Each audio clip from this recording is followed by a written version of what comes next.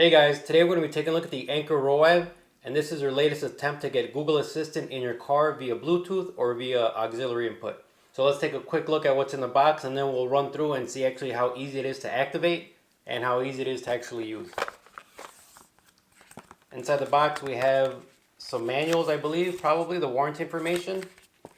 The actual device itself, let's take a quick look. It's got your Google Assistant button at the top, your 3.5 millimeter jack on the side, and two actual USB ports for charging. A closer look will actually show that it has two little mics on the side, and it's got an actual button to activate Google Assistant. The one thing that I read online is that actually it's a little difficult to use both the auxiliary and the charging at the same time due to the way they're set up. If you have a recessed cigarette lighter, as you push it in, I feel like the actual port will be blocked. And if you rotate, I feel like you're blocking another port. So we'll take a look, see how functional it is, and hopefully it lives up to its name.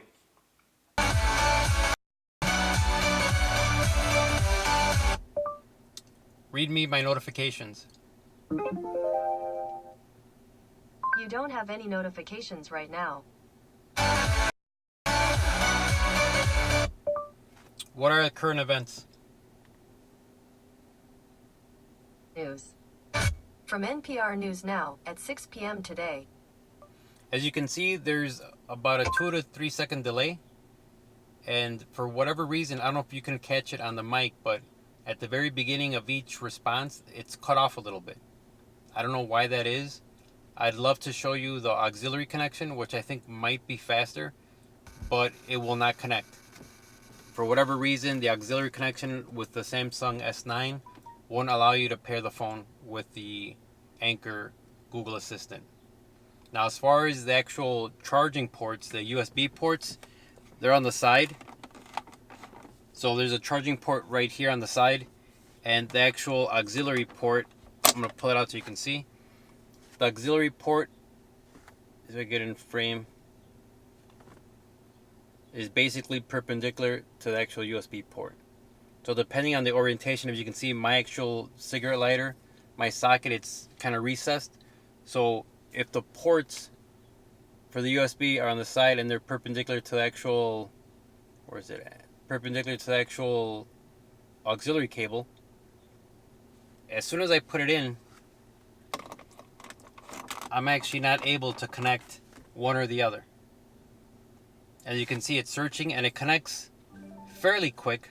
As you can see, the four white dots mean that it's already connected to my Bluetooth. But here is the USB ports, and I can't even get to the auxiliary port. I'd have to rotate it.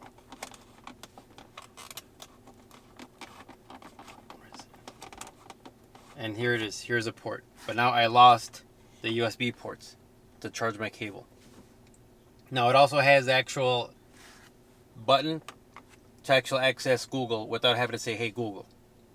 So I guess that if it can't hear you, if the music's too loud, you got the windows down, the wind's blaring, it's not going to be able to hear you. So that's what the button's for, to bypass that whole "Hey Google." What time is it?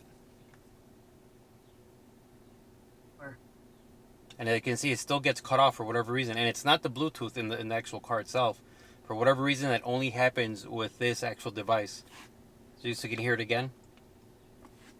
What time is it?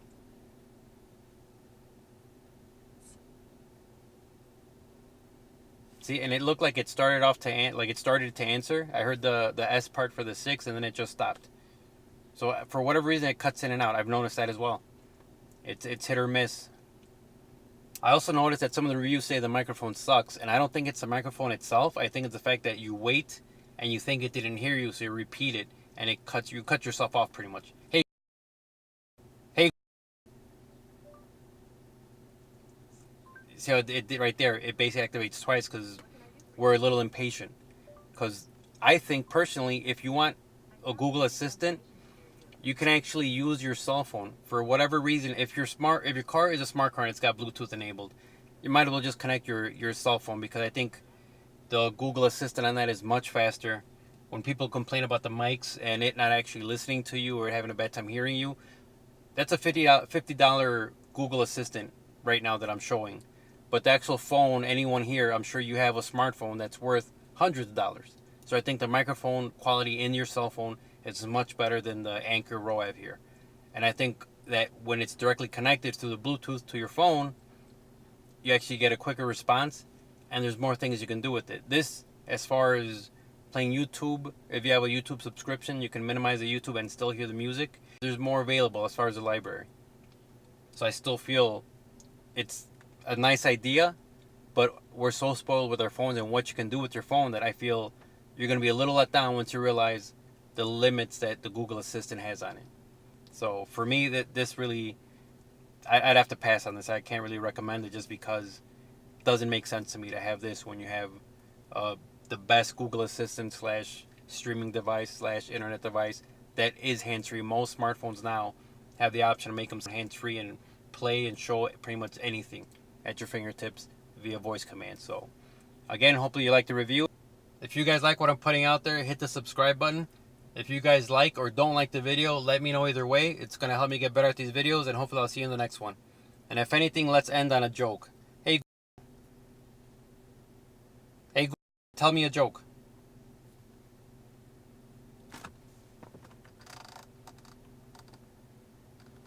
Why can't skunks keep secrets? Someone's always catching wind of them. Yeah, another reason why I'm not big on Google. Terrible jokes. See you later, guys.